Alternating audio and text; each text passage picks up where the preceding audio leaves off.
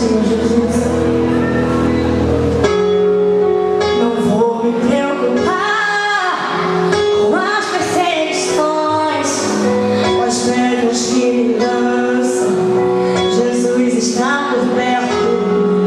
Eu posso confiar, eu posso descansar. Jesus está por perto.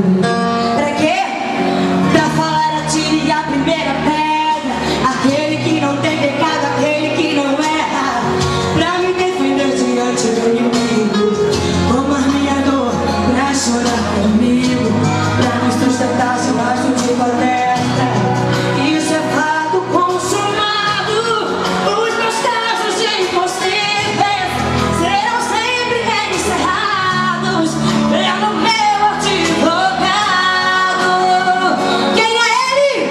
Meu advogado é o meu Senhor. Ele me defende do acusador. Minha causa entreguei em suas mãos. Posso descansar o meu coração.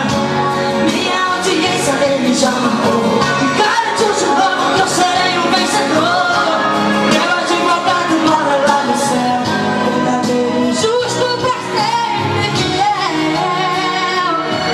Quem crê que ele é fiel, levanta sua mão e adore ele nessa noite. Glorifica ele. Oh, aleluia, nós te exaltamos, Senhor Jesus. Pra falar, atire a primeira pedra. Aquele que não tem pecado, aquele que não erra. Pra te defender diante do inimigo. Tomar minha dor, pra chorar comigo. Pra nos sustentar debaixo de floresta. Isso é fato consumado. Os meus casos impossíveis